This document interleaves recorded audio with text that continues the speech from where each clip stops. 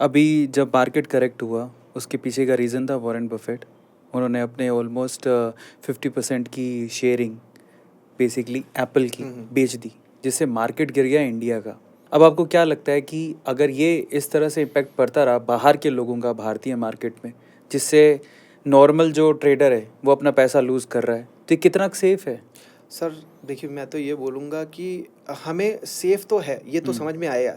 अभी मैं कुछ ऐसे एग्जांपल्स आपको बताऊँगा, हमें रोंगटे भी खड़े होंगे और गुस्सा भी आएगा, बहुत सारी चीज़ें। जैसे कि अब एक एग्जांपल जॉर्ज सोरोस का दूंगा। इसने बंदे ने नॉर्वे की सरकार गिरा दी अफवाह फैला करके।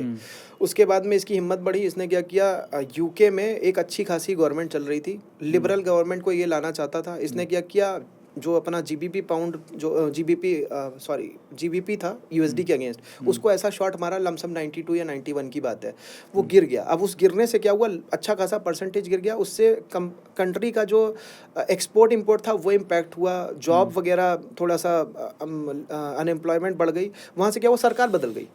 इतना बड़ा उसके पास में पावर है कि वो सरकार बदलवा दे रहा है केवल एक करेंसी को शॉर्ट करके। अब ये दो इवेंट मैं आपको बता रहा हूँ। इस इवेंट का करेक्शन है हमारे इंडिया से।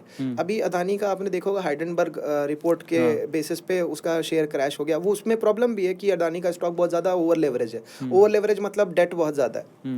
तो ऐसी कंडीशन में लोग डर जाते हैं जल्दी और पैनिक जल्दी आता है। लेकिन वहाँ पे क्या हुआ, हाइडेनबर्ग के अंदर एक ऐसी कंपनी का स्टेक है जो कि जॉर्ज सोरस कंट्रोल करते हैं। तो अब पॉइंट क्या है कि उनके इशारे पे काम हो रहा होगा। तो पॉइंट ये हुआ कि इस तरीके के पैनिक यहाँ पे फैला करके अपना स्टॉक खरीद लो, या जो मार्केट बॉटम पे मिल सकती है, या इस तरीके के बड़े बड़े स्टॉक पे अगर पैनिक इस तरीके से फैला दो तो हमें सस्ते में मिल जाए। अब ये इसको एक तरीके से नहीं, कई तरीक़ों से बताता हूँ। अब एक एग्जाम्पल बता रहा हूँ। अभी मैं कल ही मुंबई में था, ऊर्जा समिट था, वहाँ पे देवेंद्र फडणवीस जी आए थे। उन्होंने ये बात बताई कि अंबानी जी के घर के नीचे पिछली सरकार जो थी उसी ने ही बॉम्ब प्लांट करके उनको मतलब धमकी टाइप की दी।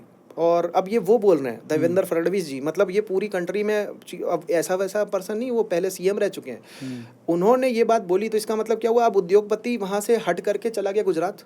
ठीक है, अब यहाँ से अगर आप सोचो कितना बड़ा इम्पैक्ट हो सकता है कि अगर हमारे देश का उद्योगपति सेफ नहीं है और वो अभी तो मान लो गुजरात जा रहा है, मान लो यूएस या यूरोप पलायन कर जाए, क्या कि नहीं यार मैं इंडिया में काम ही नहीं करूंगा, तो यहाँ की तो मार्केट अनसेफ हो गई, एफडीआई भी पैसा निकलने लग जाएगा और उस जगह पे जहाँ हम जीत रहे थे वहाँ पे हम हारने लग जाएंगे।